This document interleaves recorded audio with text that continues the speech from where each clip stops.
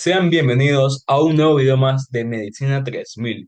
En el día de hoy veremos un tema muy interesante de la medicina, el cual es qué son las porfirias, o también llamada enfermedad del vampiro. Bien, empecemos.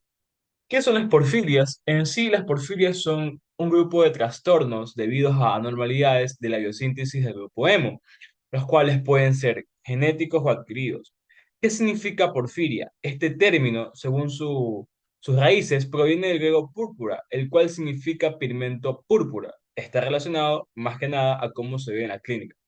Se caracteriza por una sobreproducción y también un acúmulo de lo que son las llamadas porfirinas y de sus precursores como el alfa-aminolebulinato y el porfobilinógeno, como podemos ver en la imagen de ahí. Estas no son prevalecientes, pero es importante que consideremos que en ciertas circunstancias, por ejemplo, en el diagnóstico diferencial de un dolor de abdomen y en diversos datos neuropsiquiátricos, puesto que de otro modo los enfermos quedarían sujetos a tratamientos inapropiados. Ya lo vamos a ver más adelante, pero son enfermedades poco comunes, sin embargo, es importante hacer su diagnóstico correcto y preciso. ¿Por qué es llamada la enfermedad del vampiro? Básicamente por 6 parámetros, los cuales van a ser una piel recubierta de ampollas, huesos corroídos, mutilaciones en las orejas y la nariz, encías demacradas y también descarnadas, una palidez cadavérica y además de eso, anemia, puesto que va a afectar el metabolismo de todo este grupo hemo. Por eso es llamada por su aspecto la enfermedad del vampiro. Ahora, ¿existe una base genética? Pues nos menciona la literatura que se hereda de una manera autosómica dominante, excepto en la porfiria eritropoyética congénita, cuya herencia es recesiva. Pueden aparecer formas, digamos, homocigóticas aún en ausencia de consanguinidad y que sea posible la coexistencia de dos enfermedades en un mismo paciente, lo que se conoce como porfirias duales. Las mutaciones se dirigen a la síntesis de las enzimas presentes en la biosíntesis del hemo. El uso de sondas apropiadas para detectar genes lo ha hecho posible el diagnóstico prenatal de algunas de estos tipos de porfirias. ¿Ok? Como podemos ver aquí en este cuadro, si la lesión enzimática va a ocurrir al principio de la vía, es decir, antes de la formación de los porfirinógenos, por ejemplo, digamos en la enzima 3 de todo el metabolismo del hemo, ya se acumulará lo que es la ALA o el alfa-aminolebulinato y el porfobilinógeno en los tejidos y líquidos corporales, ¿ya? Un punto de vista clínico, estos enfermos se van a quejar de dolor en el abdomen y síntomas neuropsiquiátricos, es lo que yo mencionaba al comienzo. No se ha determinado exactamente la causa bioquímica de estos síntomas, es decir, su relación estrecha, de su alteridad de una vía, pero ciertos estudios e investigaciones lo han podido correlacionar con cifras altas de lo que es el ALA y el porfobilinógeno, o con esta deficiencia relacionada de lo que es el hemo. Además, por otra parte, los bloqueos enzimáticos que se den más adelante en toda esta vía, que son alrededor de 8 pasos del metabolismo del hemo en toda esta vía, se van a dar por resultado de la acumulación de los porfirinógenos, ya que estos productos de oxidación, como son las porfirinas derivadas, ¿ok? Van a originar fotosensibilidad, que es una reacción a la luz visible alrededor de 450 nanómetros. Bueno, básicamente cuando las porfirinas quedan expuestas a la luz de esta longitud de onda, se van a excitar y luego reaccionan con un oxígeno molecular para formar radicales de oxígeno. Estas últimas especies lesionan lo que son los lisosomas y otros organelos. Ya recordemos que los lisosomas dañados liberan estas enzimas degradantes y esto es lo que va a causar el daño cutáneo, incluso formación de tejido cicatricial. Esto es lo que, bueno, cómo se explicaría por qué se ve y tiene este aspecto, ¿no? En cuanto a su base genética. Ya, sigamos. Bueno, en realidad su etiología bioquímica, gracias a esto se han descrito 6 tipos principales de porfirias. Ya, aquí vamos a ver los 8 pasos con las 8 enzimas de lo que es el metabolismo del hemo, ¿ok? Y a partir de la enzima 3 podemos ver que existe la porfiria, en este caso la porfiria intermitente aguda, o la hepática, en el paso 4 la eritropoyética, en el paso 5 una porfiria cutánea tardía también es hepática, porfiria hereditaria hepática, porfiria variegata y porfiria eritropoyética. Todas estas las vamos a ver más adelante con sus respectivas enzimas. Cual, por ejemplo, la 3 la uroporfirinógeno 1 sintasa, uroporfirinógeno 3 sintasa, uroporfirinógeno descarboxilasa, etcétera, ¿ya? Todas estas son, como digo, enzimas que su desregulación va a estar estrechamente relacionada. Ya, ok, los sujetos con actividades bajas, por ejemplo, de la enzima 1, como es la ala de perdón, la ala sintasa, ¿ok? Van a presentar anemia, que es básicamente no sería una porfiria, sino una anemia común de toda la vida que conocemos.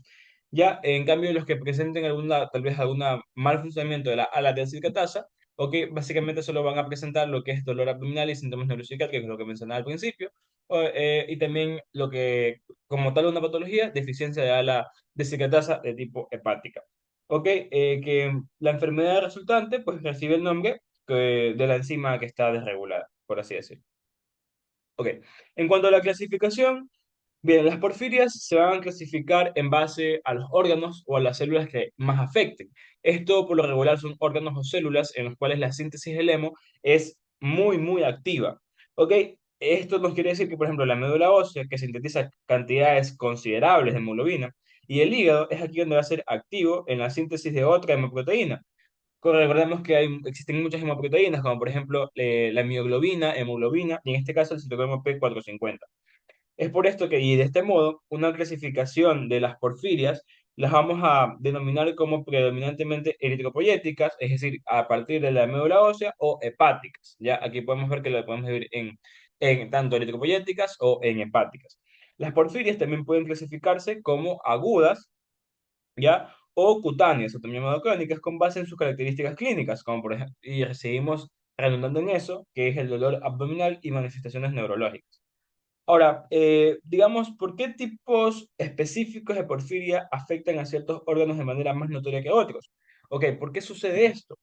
Lo podemos responder, por decirlo de una manera, es que las concentraciones de metabolitos que van a causar el daño, por ejemplo, ya digamos un acúmulo de alfa-laminolebulinato, de porfirinógeno o de porfirinas específicas, o incluso la falta de hemo, ya pueden variar de modo notorio en diferentes órganos o células dependiendo de las actividades que difieren de sus enzimas formadoras de hemo.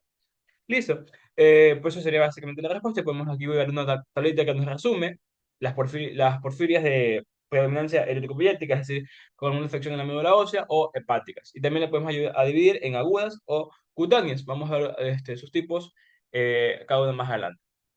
Listo. Aquí tenemos lo que sería las porfirias hepáticas, que la herencia de estas porfirias es autosómica dominante y se caracterizan por síntomas neurológicos. La podemos dividir en aguda o cutánea tardía. Ya la aguda también es llamada porfiria de 2 y aquí van a aparecer episodios agudos de dolor abdominal, síntomas neuropsiquiátricos y también crisis hipertensivas. En la cutánea tardía es la forma más frecuente de la porfiria y es aquí se producen las porfirinas en exceso en el hígado y esta es la que va a causar fotosensibilidad de la piel a la luz. Ok, en este siguiente caso vamos a hablar también sobre estas porfirias hepáticas, pero ahora sobre una porfiria variegata, la cual es por un déficit parcial de oxidasa protoporfirinógena, una enzima. Y bueno, se caracteriza principalmente por lesiones cutáneas que van a consistir en un aumento de pigmentación facial, como lo podemos ver aquí. Y por último, la porfiria por déficit de ala deshidratasa, ya que es una de las porfirias en realidad más raras, es un trastorno genético recesivo autosómico y pues ya recibe la deficiencia por el nombre en el que está puesto la patología. Listo. Vamos en cuanto a las porfirias eritropoyéticas, las cuales también se caracterizan por una fotosensibilidad, ¿ya? Y aquí está trabajando mal, como se diría, pues la médula ósea en su producción, por eso es eritropoyéticas, y el hecho que se dé esta patología es por un exceso de porfirinas en la piel por parte de los rayos ultravioletas. Aquí podemos dividirla en congénita o protoporfiria eritropoyética. La porfiria eritropoyética congénita ya va a estar dada por la actividad de una enzima uroporfirinos 3 sintasa y su actividad va a ser muy disminuida, o por un aumento de producción de porfirinas denominadas porfirinas isómero 1.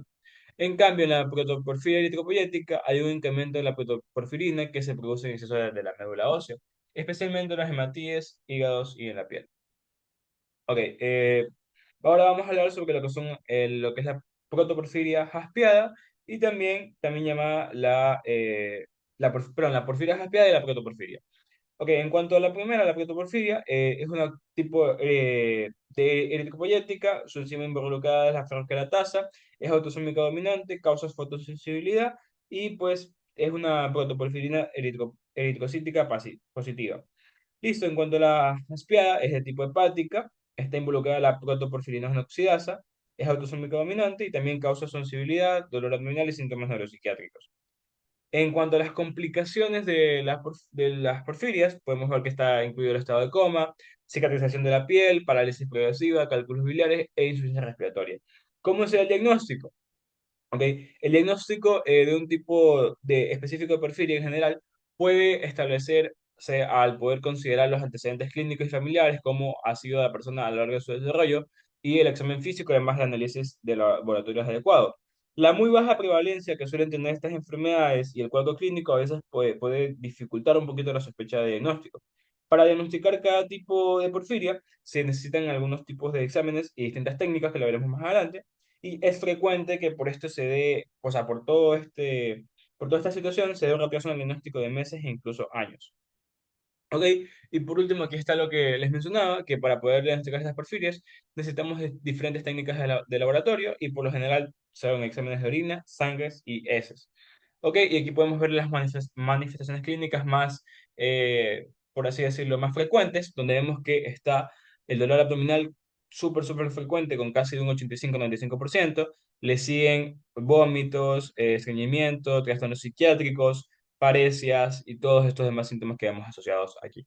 Ya, y bueno, una triada clásica que podemos recordar en base a las porfirias es dolor abdominal, neuropatía periférica y cambio agudo en el estado mental.